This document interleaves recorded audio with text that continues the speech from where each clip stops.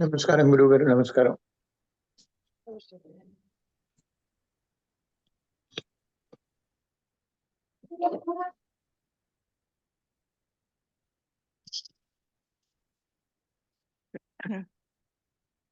విశ్వాన్ని కనుచూపు మేరకే ఎవరైనా చూడగలరు ఈ అభాసకాంతిలో.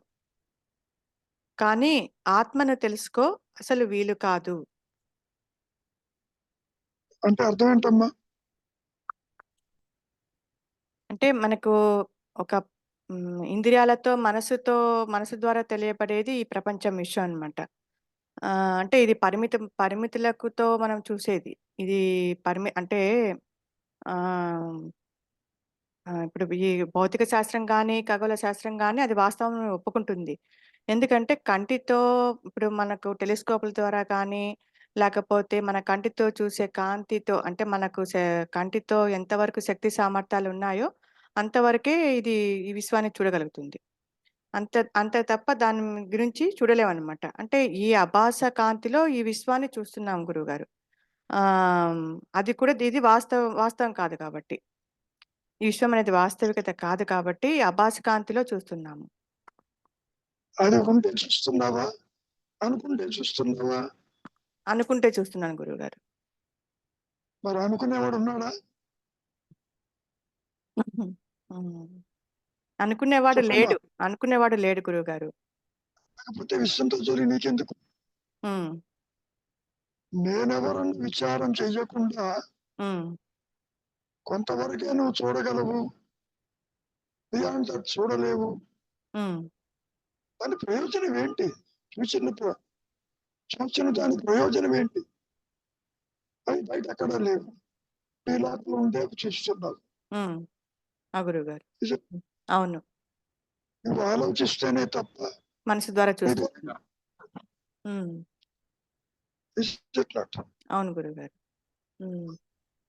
ఇక్కడ ఏంటంటే చూడటము అనేసరికి సబ్జెక్ట్ ఆబ్జెక్ట్ రిలేషన్స్ ఉంటున్నాయి. నేను చూస్తున్నాను ఈ దేహాన్ని, ఈ సంసారం, ఈ జగత్తుని, ఈ గ్రహాదులు.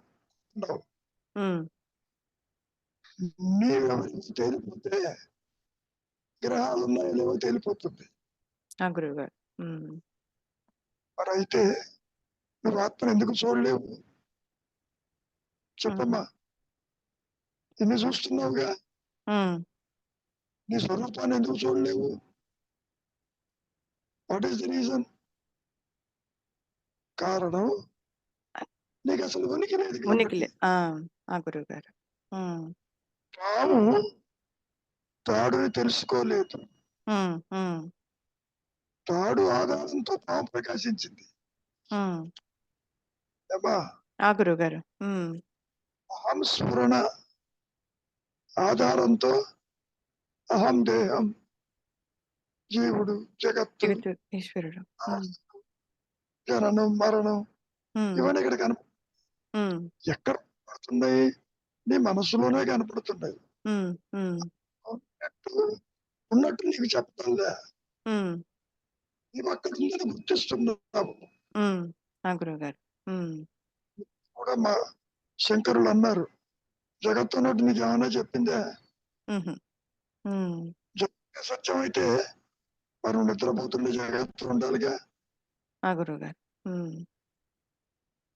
కాబట్టి ఇవన్నీ కూడా నీ మనోభావనలు అని చెప్పడం. ఇప్పుడు ఎందుకు వచ్చింది ఈ ప్రశ్న? ప్రపంచం అంతా చూస్తున్నావు, అన్యత్వం చూస్తున్నావు, ఈ విశ్వాన్ని చూస్తున్నావు, ఎందుకనవే టెలిస్కోప్ చూస్తున్నావు. బాగానే ఉంది. మరి నేను తెలుసుకోగలవా? లేదు. కానీ దీనికి అస్తిత్వం లేదు. గురుగారు చూడలేదు. అంటే ఇట్లా చెప్పుకోవచ్చు. అంటే ఇప్పుడు పరిమితితో ఇవి చూస్తున్నాను కాబట్టి పరిమితులకి అతీతమైంది ఆత్మ కాబట్టి అందుకని చూడలేనని చెప్పుకోవచ్చా గురుగారు? అది తెలియదుగా నీకు. తెలియదు. ఆత్మ పరిమితమా అపరిమితమా? చంద్రుడికి తెలుస్తుందా సూర్యకాంతి వల్ల తాను ప్రకాశిస్తున్నట్టు? పావుకు తెలుస్తుందా తాడు వల్లనే ఉన్నట్టు? తెలియదు. కాబట్టి దీని సారాంశం ఏమిటి అంటే, నీవు ఆత్మని తెలుసుకోలేవు. ఇప్పుడు మహర్షి చెప్తున్నాడు బాగానే ఉంది, ఆత్మని తెలుసుకొని ఎంత మొత్తుకున్నా జగత్తుని తెలుసుకున్నట్టు, సంసారాన్ని తెలుసుకున్నట్టు ఆత్మ ఒకటి ఉన్నదని ఈ అహంకారం తెలుసుకోలేదు. అది దానంతా చెప్పడం బాగానే ఉంది. అది ఎస్ ఉన్నదన్న విషయం జీవుణ్ణి అట్టిపెట్టి చెప్పదమ్మా. గురుగారు. ఆ ప్రకాశంలో జీవుడు లేడు, జగత్తు లేదు. మీ నిద్రాస్థితి ఏమిటి ఒకసారి చూడు. అవును. నిద్రపోతేనే ఇవన్నీ ఎగిరిపోయినాయిగా. అవును గురుగారు. కాబట్టి నువ్వు ఎందుకు చూడలేదు? వాక్కులకు అతీతము, ఇంద్రియాలకు అతీతం, అవస్థలకు అతీతము, మనస్సుకి అతీతము.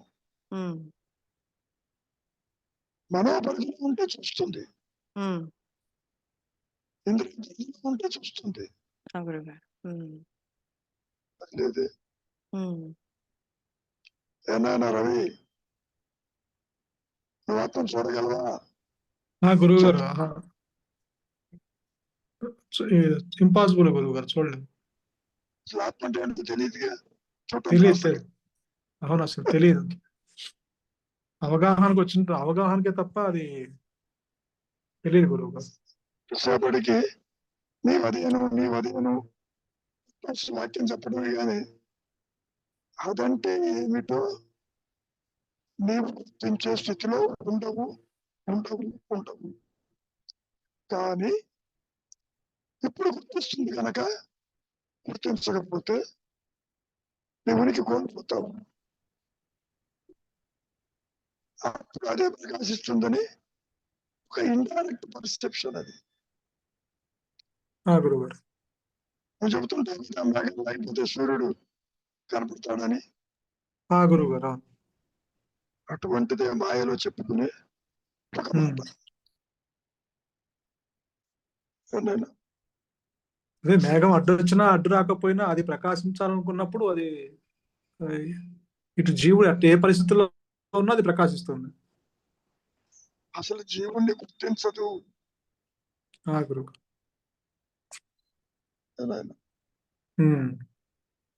అంటే ఇక్కడ మనకి జీవుడు ఒక పక్క మనము జీవుడిని గుర్తించదు అని చెప్తున్నాము. కాకపోతే ఏంటంటే అది ఆ ప్రకాశంలోని జీవుడు ఎగిరిపోతాడని మనం చెప్పుకుంటున్నాం రెండు.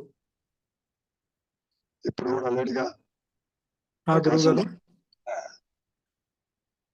నువ్వు సర్పరాజు భయభ్రాంతిలో బాగుందో వెతుకుతున్నావు.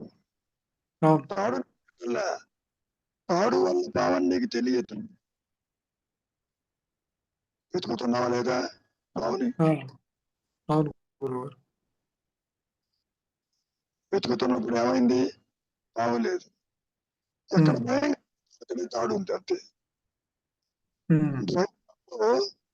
అర్థం అవడానికి చెప్పిన మాట ఇది భ్రాంతి. అది సర్పరాజు భయభ్రాంతి.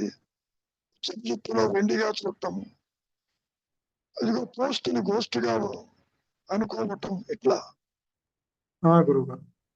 ఈ ఉదాహరణలు ఒక అవగాహనకి మాత్రమే. అక్కడ తాడు ఒకటి ఉంది కాబట్టి పొరపాటును పావనుకున్నావు. ఆ విధంగా నువ్వు ఆత్మను గుర్తించలేవు. ఆత్మ ప్రకాశంలో నువ్వు బయటకు వచ్చి ఎన్ని మాటలు చెప్పినా స్వరూప జ్ఞానానికి, ఈ సృష్టికి రాకపోకలుండవు నాయన. కుదరదు. మరి ఎట్లా చూడాలి దీన్ని చెప్పు. గురువు గారు అంటే అదే అంటే ఇక్కడ మనకి అనుగ్రహం చేత ఆత్మ ప్రకాశించినప్పుడు స్వరూప జ్ఞానం ప్రకటితమైనప్పుడు ఈ జీవభావన ఈ భ్రాంతి తొలగుతుంది అంటున్నాము. కానీ అది అంటే అది మనకి తెలియదు అంట గురువు గారు, అది ఎట్లా డిసైడ్ చేస్తుంది అనేది. ఎందుకంటే జీవుని గుర్తించదని మనం ఒక పక్క మళ్ళీ చెప్పుకుంటున్నాం కదా. గుర్తిస్తుందా? జీవుడిని ఆత్మ గుర్తించదు కదా అని చెప్పుకుంటున్నాం కదా. రెండు జీవుడు గుర్తించలేడు, తాడు భావన గుర్తించదు. అది రెండింటికి సంబంధం లేదు. ఇదొక భ్రాంతి, ఇదొక మాయ.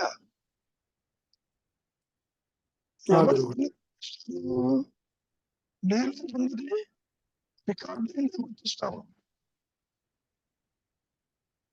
లేకపోతే గుర్తించలేము. ఒకసారి స్టోర్ చేసింది గుర్తిస్తా ఉన్నాయన, లేకపోతే గుర్తించలేదు. ఏదో ఒక మెటల్ చూపించారు నీకు, ఇదేమిటంటే చెప్పలేవు. ఇది ఎందుకని రికార్డు కాలేదు. ఎవరో దాన్ని కనపడతారు, నేను మీ బంధువుని అంటాడు, రికార్డు కాకపోతే గుర్తించలేవు. ఎన్నో ట్రేస్ చేయలేవు. అవును, నీవు రికార్డు చేసుకుంది మాత్రమే గుర్తిస్తావు. ఎప్పుడో చిన్నతనం చదువుకుని స్నేహితుడు కనిపించాడు అనుకో, వాడు ఏదో గుర్తుని పలకరిస్తాడు, నేను వాడు రికార్డు ఉండదు. అప్పటి పోలికలు నువ్వు గుర్తిస్తావు, ఇప్పటిది కనెక్ట్ చేయలేవు, నువ్వు చేయలేము. అవును, కంటిన్యూస్ అసోసియేషన్ ఉంటే గుర్తిస్తావు, లేకపోతే మారుతున్న మనుషులు, మారుతున్న ప్రదేశాలు నువ్వు కంటిన్యూస్ గా చూస్తావు కానీ గుర్తిస్తావు. గురువు గారు టోటల్ గా మారిపోయింది అనుకో, నీకు తెలియదు. ఎప్పుడు హైదరాబాద్ పరిస్థితి అలాగే ఉంది. ఎప్పుడు గీతం చూసింది ఇప్పుడు కనపడాలే. పిల్లవాడిని అడుగుతుంటాం ఎక్కడ ఉన్నామని, తెలియదు. గతంలో రికార్డ్ చేసింది చూస్తా ఉండేవో అని, అది కనపడదు. ఏమైనా గురువు గారు అవును, అర్థమైంది. ఆత్మ కూడా అంతే కదా. ఆత్మ కూడా దేన్ని రికగ్నైజ్ చేయాలంటే అది కూడా దేన్ని స్టోర్ చేసుకోదు. ఆత్మ ఇది స్టోర్ చేయదు, జీవాత్మ చేస్తుంది. ఆత్మ అంటే అవేర్నెస్. కాన్షియస్ లో మెమరీ ఉండదు ఇంకా అక్కడ. Conscious it self is a memory. గురువు గారు అందుకనే ఆత్మకి ఫర్గెట్ఫుల్నెస్ లేదన్నాడు. మీ మనస్సులో మెమరీ ఉంటే ఫర్గెట్ఫుల్నెస్ ఉంటుంది. When you store, you can forget. ఆత్మ స్టోరేజ్ కాదు నాయన. గురువు గారు అహం స్ఫురణ ఈజ్ సెల్ఫ్ ప్రొపైల్డ్ ఎగ్జిస్టెన్స్. దానంత అదే అన్నారు, జ్ఞాన వృత్తితో ఉంటుంది. అది తన ఉనికిని తానుగా గుర్తించుకుంటుంది. అది వేరాస్ దేహము, జగత్తు, సంసారము, ఇంద్రియాలు అవి గుర్తించలేవు. అంతవరకు దేనికి దేహం గుర్తిస్తుందా ఉన్నట్టు చెప్పండి. దేహాన్ని గుర్తించదు కానీ దేహాన్ని గుర్తించేవాడు ఉంటాడు. అది అట్లాగూ ఎరుకతో గుర్తిస్తావు, ఆకలి గుర్తిస్తావు, అనుకూలం గుర్తిస్తావు, బాధని గుర్తిస్తావు. ఇది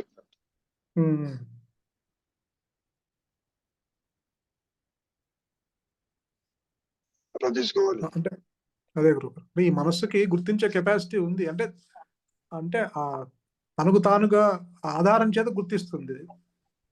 అది తనకి తెలియదు, తను ఇండిపెండెంట్ అని తెలియదా గురువు గారు? నేను చూస్తున్నాను, నేను అనుభవిస్తున్నాను, ఉమ్, నేను అనుకుంటుంది. ఉమ్. తీరా విచారిస్తే నేను లేదు అక్కడ. గురువు గారు లేనిదే ఇంత ఉన్నట్లుగా చాలా స్ట్రాంగ్ గా కనిపిస్తుంది. ఆ విషయం తెలియదు నీకు. ఆ, పాము లేదని తెలియదు ఉమ్. Unless rope. అంటే అదే గురువు గారు, అంటే కనెక్షన్ లేనప్పుడు అది ఎలా, ఆ భ్రాంతి ఎలా తొలగుతుందంటే మళ్ళీ అక్కడ కనెక్షన్ అనుభూతి. లేదనుకో. గురువు గారు. కనెక్షన్ అనేది నీ ఉద్దేశం ఏంటి? వస్తువుకి మాయకి కనెక్షన్ అట్లా ఉంటుంది. ముచ్చపు చెప్పుకి వెండికి కనెక్షన్ లేదు. భ్రమపడ్డావు, ఎప్పుడు వెండిని చూశావు, ఆ వెండి తర్వాత వెండి అనుకున్నావు అంతే. ఎప్పుడు భయం కలిగింది, కాలు తాడి మీద పడింది, పాము గుర్తుకొచ్చింది, వెంటనే భయపడ్డావు. అట్లా ఈ భయానికి కారణం గత స్మృతులు. గురువు గారు. నీ బంధానికి కారణం గత అనుభవాలు అంతే. ఏమైనా అంటే ఈ భ్రాంతి మరి తొలగేది ఆత్మ ప్రకాశంలోనే తొలగాలంటారు. మూలం తెలిస్తే పోతుందిగా. ఉమ్, ఆత్మని అది రివీల్ చేస్తుంది. ఇప్పుడు సర్పంచ్ భ్రాంతిలో తెలుసుకున్నట్లుగా తెలుసుకోలేవు. గురువు గారు. ఇంత చెప్పినా నాయన భాష నీవు కాని దాంతో ఉనికి అన్నాడు. కానీ నువ్వు దేహమే అనుకుంటున్నావుగా, ఐఎమ్ ఇండిపెండెంట్ అనుకుంటున్నావు. I can think, I can talk, I can work అనుకుంటున్నావు. చెప్తున్నావు గురువు గారు.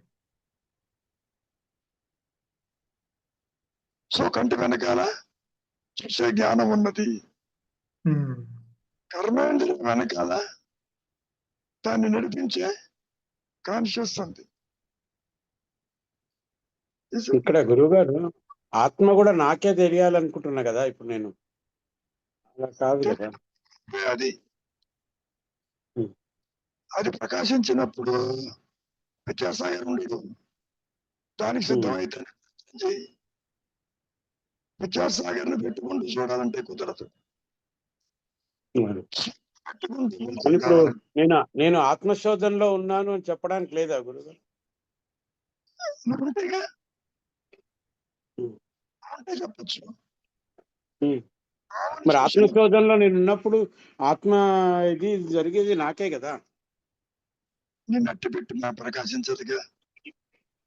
పామును అట్టు పెట్టి తాడు ప్రకాశిస్తుందే చెప్తున్నాయినా. ఇప్పుడు పాము తాడు రెండు భిన్నంగా, నాకు భిన్నంగా ఉన్నాయి కాబట్టి ఆ పోలిక సరిపోతుందేమో గురువు గారు. ఇప్పుడు పాము నువ్వు చూస్తున్నా, తాడు నేను థర్డ్ పార్టీగా ఉన్నాను కదా. అది కదా తాడు నీ మనసులో ఆలోచన, పాము పావుగా ఎగిరిపోయిందిగా.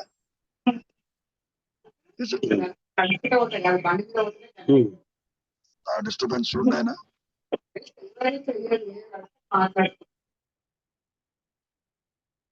ఓకే, కనుక ఈ రెండు కలవు. పాము తాడు కలవదు. ఏనాయన రవి? గురువు గారా, పాము తాడు రెండు కలవు. చీకటి వెలుగు కలవదు. అంటే రావడానికి పాము చూస్తున్న సేపు త్రాడు గురించి, తాడు ఉన్న సంగతి తెలియదు. రైతుల్లో బాగా అర్థం అవుతుంది. అవును. నీవే తాడైనప్పుడు అరే పావును గురించి ఆలోచిస్తావా? లేదుగా. లేదు లేదు. అందుకని ఆత్మ ప్రకాశిస్తూనే ఉన్నది, కొత్తగా రాదు.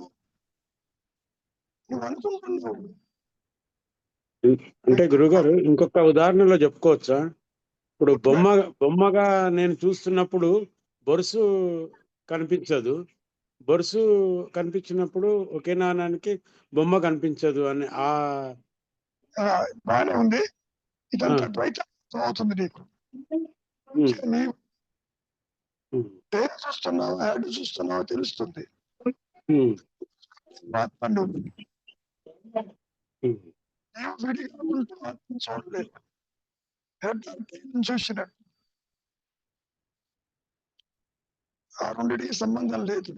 సంబంధం లేకపోగా రెండు ఒకదాంతో ఒకటి కలవు. చీకటి కలుస్తాయా చెప్పు? సత్యాసత్యములు కలుస్తాయా?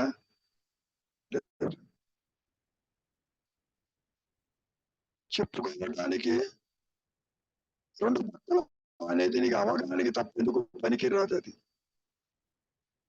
కాయని అటు ఇటు తిప్పుతావు ఏంటంటే ఇలా అర్థం అవుతుంది. ఇక్కడ తిప్పడానికి ఏముండదు. ఆత్మ ప్రకాశంలో జీవుడు ఉండడు, జీవ ప్రకాశంలో ఆత్మ ఉన్నా నీకు తెలియదు. అదే గురుగారు, అంటే ఒకటి తెలిస్తే ఒకటి తెలియదు అనే ఉద్దేశం కరెక్టే కదా. అద్వైతంలో బాగుంటుంది, అవుతుంది నీకు. కానీ ఆత్మ ప్రకాశంలో సృష్టి ఉండదు. జీవుడు జగత్తు ఈశ్వరుడు అయిపోతారు. అంటే ఆత్మ ప్రకాశంలో నేను అహంస్ఫురణగా ఉంటానన్నారు కదా గురుగారు. నేను అంటే విద్యాసాగర్ కాదు, నేను అంటే జ్ఞానం. అహంస్ఫురణ అసలైన నేను. అసలైన నేను ఇప్పుడు ఉంది, అప్పుడు ఉంది, నువ్వు పుట్టక ముందు ఉంది, పుట్టిన తర్వాత ఉంది, నువ్వు అది ఉంటుంది. ఉంది కానీ ఇప్పుడు నేను ఆ నేనులో లేను కదా, అప్పుడు ఆ నేనులో ఉన్నాననే స్ఫురణ ఉంటుంది కదా. స్ఫురణకే ఉంటుంది, స్ఫురణకే ఉంటుంది, అదే జీవుడికి ఉండదు. ఎందుకని నామరూపములు సత్యం మీద ఆపాదించావు. ఇక్కడ నువ్వు ఆత్మవే కానీ దేహాత్మని సపరింపు చేశావు. అందుకని నువ్వు దేహమేమో చూడు, నేనేమో ప్రశ్న అక్కడ వచ్చింది. కాబట్టి విచారించాల్సిన అవసరం లేదు ఆ ప్రశ్న రాకపోతే. అంతవరకు దేనికి నిద్రపోతుండే దేహం లేకపోతే ఉన్నావుగా, ఎలా ఉన్నావో తెలియదు. తీసుకుంటాడు ఏమైనా అరగడి పాయింట్. ఇంకేమైనా ఉందా చెప్పడానికి? అంటే ఇప్పుడు అది ప్రకాశం అనేది ఆత్మకే అయినప్పుడు గురుగారు, అక్కడ అది ఎలా తొలుగుతుంది అనేది మనం చెప్పలేము కదా గురుగారు. తెలియదు. మహర్షి ఏం చెబుతున్నారు? మేము అదే అంటున్నాడు. శంకరులు ఏమంటున్నారు? అంటున్నాడు అది కాదు, నీవది ఎంత మొత్తుకున్నా దేహాత్మ బుద్ధితో ఆత్మస్థితిని గ్రహించేది కాదు కాదు కాదు. ఇది నా అనుభవం. చాలా డిస్కరేజింగ్ గా ఉంటుంది అది. గురుగారు అయితే అసలు వీడు నథింగ్, వీడు చేసేది ఏం లేదు ఇక్కడ. అయితే జీవుడు మనసుతో ఏ ప్రయత్నం చేసినా దాన్ని అందుకోలేదు. కానీ ఒక స్థితిలో తీవ్ర వైరాగ్యంతో నిశ్చలత్వానికి వస్తాడు. అప్పుడు అది ప్రకాశించినప్పుడు తెలిసిపోతుంది, ఓహో నేనంటే అదేను, ఇది కాదని. శంకరులు ఏమన్నారు? దేహం నాది అంటున్నావంటే నువ్వు విడిగా ఉన్నట్టుగా. ఈ మాయా నేను కూడా దేహంతో కలవదు కలవదు కలవదు. తేజస్సుడు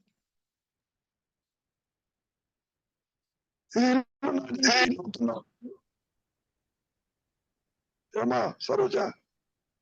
గురుగారు ఇక్కడ విశ్వాన్ని కనుచూపు మేరకే ఎవరైనా చూడగలరు ఈ ఆభాస కాంతిలో అన్నారు. అంటే ఆ జ్ఞానం ఆధారంగానే అందులోంచి వచ్చిన పరోక్ష జ్ఞానంతోనే కదా ఈ విశ్వం అంతా జగత్తు చూస్తున్నాడు అని కాదా? ఆ విషయం తెలియదు. ఆ! సూర్యకాంతిలో చూస్తున్నట్టు అర్థమవుతుంది. అవును. రాత్రి చంద్రకాంతిలో, నక్షత్ర కాంతిలో చూస్తున్నట్టు అర్థమవుతుంది. అవును. అప్పుడు ఆ! ఆత్మజ్ఞానం ఒకటి ఉన్నదని తెలియదమ్మా. ఆ! గురువుగారు. బట్ ఆ జ్ఞానంతోనే చూస్తున్నాను, చేస్తున్నాను, తింటున్నాను అని మాత్రం అర్థమవుతుంది గానీ, అది ఆత్మజ్ఞానం అని తెలియదు. తెలియదమ్మా. ఆ! ఆత్మజ్ఞానంతో నేను చూస్తున్నాను జీవుడికి తెలియదు. ఆ! గురువుగారు. డిపెండెంట్ అనుకుంటాడు. ఆ! గురువుగారు. నేను దేహాన్ని గుర్తిస్తున్నా, సంసారాన్ని గుర్తిస్తున్నా, కష్ట సుఖాలు గుర్తిస్తున్నాను. తాను ఇండిపెండెంట్ అనుకుంటున్నాడు ఇక్కడ. ఇది అభాసకాంతి కానీ అని ఆ వాడికి హై తెలియదు. సహాయంతో గుర్తిస్తున్న విషయం ఈ జీవుడికి అర్థం కాదు. తెలియదమ్మా, తెలియదు, హ్మ్. తెలియదు. ఎందుకని? అందుకే మీరు తన మూలం తెలుసుకోలేడు కాబట్టి. అవును గురువుగారు. అందుకే మీరు ఇప్పుడు గుర్తిస్తున్నది ఏది గుర్తించకు అంటారుగా మీరు. గుర్తించకపోయినా హ్మ్. నిశ్చలత్వానికి వచ్చినా హ్మ్. మళ్ళీ అనుభవం చేత ప్రకాశించాల్సిందే. అవునండి. అవును. ఇక్కడ గుర్తించకపోతే అది ప్రకాశిస్తుంది, గుర్తిస్తే అది లేదు. ప్రకాశించదు అనే లేవు కండిషన్స్ గురువు. ఉన్నాయి. లేవు. ఆత్మస్థితిని మానసిక పరిధితో అర్థం చేసుకోవటం జస్ట్ ఇంపాసిబుల్. అవును గురువుగారు. అవును గురువుగారు. నువ్వు నిద్రపోతావు కదా, నిద్రలో ఉన్నావు కదా, ఏమంటూ చెప్పు చూద్దాం. చెప్పలేము. చెప్పలేవు. నువ్వు నిద్రపోతేనే చెప్పలేవే, తురీయ స్థితిని హ్మ్. జాగ్రత్త అవస్థలో ఎలా చెబుతావు తల్లి? లేదు గురువుగారు. ఇంపాసిబుల్. ఆ విషయం కూడా మార్చి అన్నారు. హ్మ్. ఆత్మస్థితి మార్చలేదు, దీనికి ఆ విషయం తెలియదు పొమ్మన్నాడు. అవును గురువుగారు. ఇక్కడ మనం చెప్పుకున్నవన్నీ అవగాహన వస్తుందేమని చెప్పుకోవటం అవును గురువుగారు. అట్లా అవును. రాదప్ప. ఆ! గురువుగారు. అవన్నీ సూచించడమే. అది కూడా నీకు అందదు. ఆ! గురువుగారు. దేహం కాదు, నువ్వే ఆత్మ అని చెప్తే నీకేమర్థమైంది? ఆత్మ అంటే ఆ! తెలియదు. గురువుగారు. దేహం కాదంటే కొంచెం అర్థమవుతుంది. నిద్రలో అవును. అవును. ఉన్నావు, అవును. ఎలా ఉన్నావో తెలియదు. ఆ! గురువుగారు. నీ దేహం ఎటుపోయిందో కూడా తెలియదు. నువ్వు నిద్రపోతున్నప్పుడు దేహం యొక్క స్థితి ఏమిటో చెప్పగలవా అని? చెప్పలేవు. ఎవరు? నిద్ర ఏమన్నా మెలుకు వచ్చాకే హాయిగా నిద్రపోయాను అని. ఒళ్ళు తెలియకుండా నిద్రపోయాను అని చెప్తా. ఇప్పుడు నన్ను గుర్తించకుండానే ఉన్నావు ఆత్మగా. ఆ! గురువుగారు. అయ్యా, ఆ! గురువు. దేహం లేనట్ట, గురువుగారు.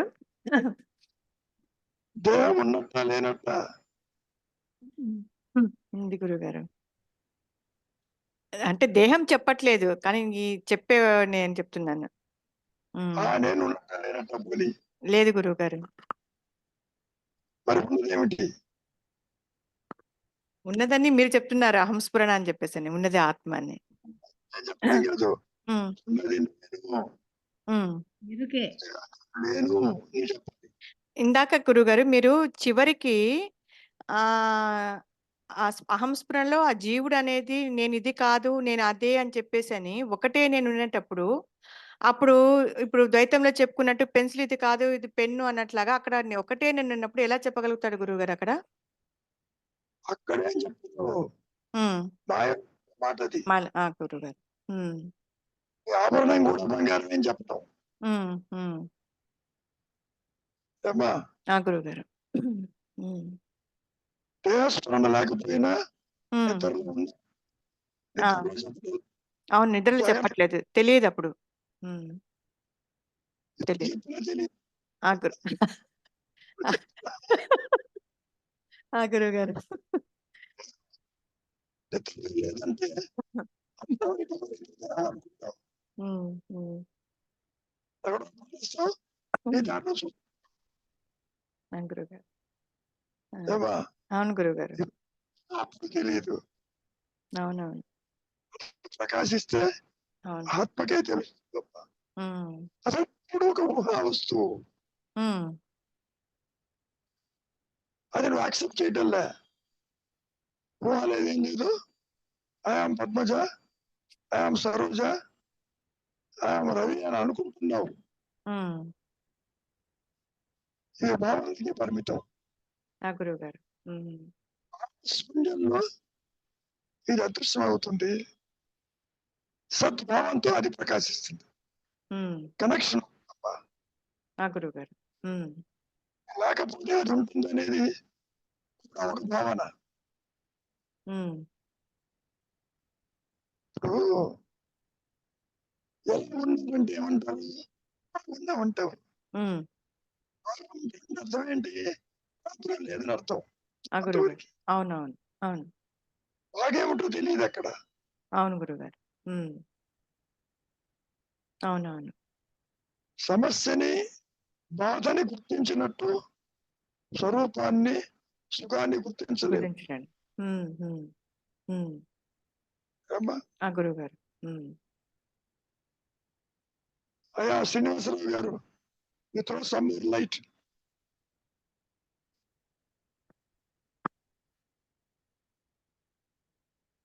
చెప్పండి. ఇవన్నీ కూడా ఆభాస కాంతిలోనే మనకు కనపడుతూ ఉంటాయి.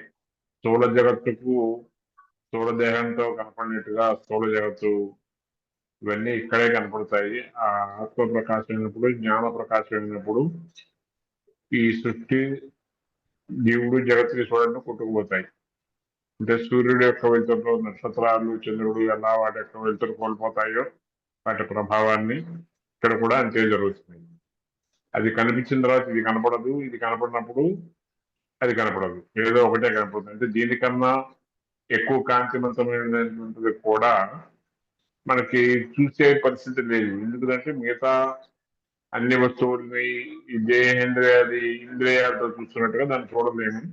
అది చూసినప్పుడు ఆ వెలుతురులో ఇది పోతుంది కనుక ఉన్నది ఎప్పుడు ఒకటే ఉంటుంది, దాన్నే చూడగలుగుతాం. ఇవన్నీ కూడా ఆభాస కాంతాలు కనిపించేటువంటి పరోక్ష జ్ఞానం లేదా సాపేక్ష జ్ఞానం అని చెప్పి అనుకోవాల్సింది. ఎట్ ఏ టైం రెండు ఒక్కసారి పాము తాడు రెండు ఒక్కసారి కనపడవు. ఒకటి కనపడితే ఒకటి కనపడదు, ఒకటే కనపడుతుంది ఇప్పుడు కూడా. ఇక్కడ కూడా జీవుడు గాని ఆత్మ గాని ఏదో ఒకటే కనపడుతుంది. ఇవి ఎలా అధిగమించాలి అంటే కేవలం విచారణ ద్వారా మాత్రమే మనం కనుక్కోవాలి. ఇక్కడ విచారం చేయటం వల్ల దేహం లేకపోయినా నువ్వు ఉన్నావన్న భావన వస్తుంది. కానీ ఆ ఉన్నదేంతో అది ప్రకాశించాలి. నిద్రలో జగత్తు లేదు, సమస్యలు లేవు, శారీరక మానసిక వ్యతలు లేవు, శక్తి లేదు. అయినా అది అర్థమవుతుంది.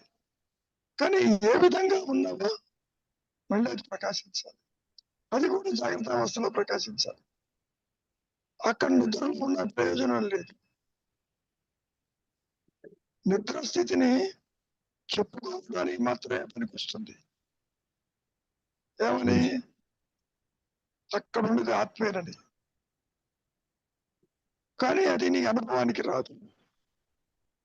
కారణం అజ్ఞానము, ఆనందమయ కోశము, వాసనలు అన్నీ ఉంటాయి నిద్రలో. ఎగ్జిక్యూట్ కాదు, మళ్ళీ బయటికి వస్తాడు అట్లా. సో ఆలోచన వచ్చినప్పుడేమో ఇవి కనపడతాయి, ఆలోచన లేనప్పుడు అదిగో నిద్రాస్థితి. నిద్రాస్థితి ఆత్మేనని సూచించటమే కానీ వాస్తవానికి జాగ్రత్త స్వప్న సుషుప్తులకు ఆవల ఉంటుంది ఆత్మ.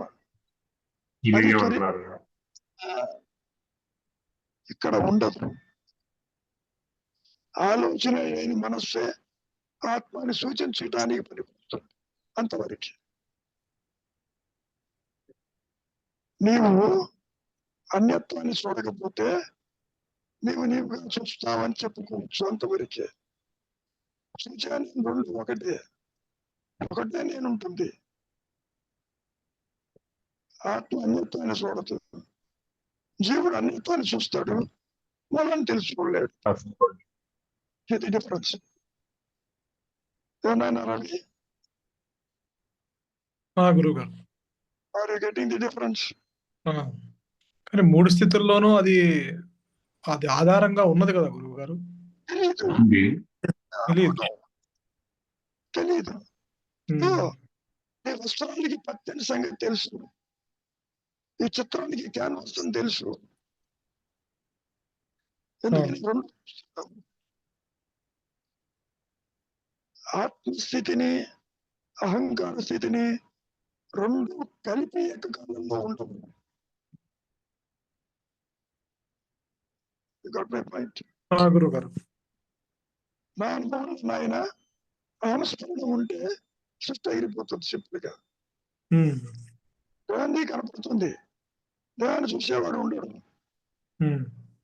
జగత్తు నీ కనపడుతుంది. ఆత్మస్థితిలో ఉన్న వారికి దేవ జగత్తు కూడా కనపడుతుంది ఉంటుంది. అందుకనే మహర్షికి చేతికి ఎంత వ్రణం వచ్చినా ఈజ్ అనేబుల్ టు కాంగ్రెస్.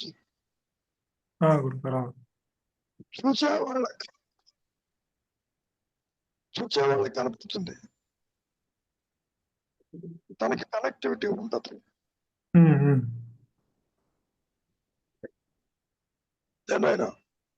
అంటే ప్రపంచము కనిపిస్తుంది కళ్ళతో, ఇంద్రియాలతో అన్ని చూస్తారు. కానీ తనకు అన్యంగా ఉంది అనుకోడు. It is with in that. సముద్రం అట్లాగైతే ఎన్ని అలలు వచ్చినా నాకు విడిగా లేదని సముద్రం అనుకున్నట్టుగా అలా ఉంటుంది. మనం ఇవన్నీ ఎన్ని కథలు చెప్పుకున్నా చాలా తక్కువ అవగాహన వస్తుంది. దీనివల్ల ఆత్మ ప్రకాశించదా? కనీసం ఇది అసత్యం అని గుర్తించు చాలు. కనీసం చాలు. కనీసం ఈ ద్వైత జ్ఞానం అంతా అది లేదని గుర్తించు, అజ్ఞానం అని గుర్తించు. ఏ ఒక్క వస్తువు అయినా అది ఉన్నట్టు నీకు చెప్పిందా? సూర్యుడు కావచ్చు, చంద్రుడు కావచ్చు, సంసారం కావచ్చు, ఎన్నో ఉన్నాయి ఇక్కడ. Is it not? నీవు చెబుతున్నావు కాబట్టి ఇవన్నీ కూడా నీ ఆలోచనలు అని చెప్ప.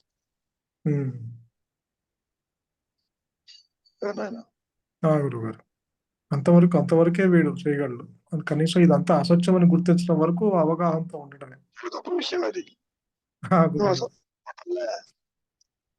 నిద్ర లేకపోగానే కొంపలు మునిగిపోతున్నాయి, నేను అటు పోవాలి ఇటు పోవాలి, నేను చెప్పి ఎవరు చేస్తారు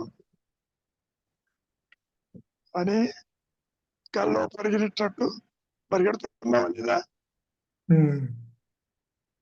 అసత్యాన్ని కూర్చుంటున్నావా లేదే? లేదు.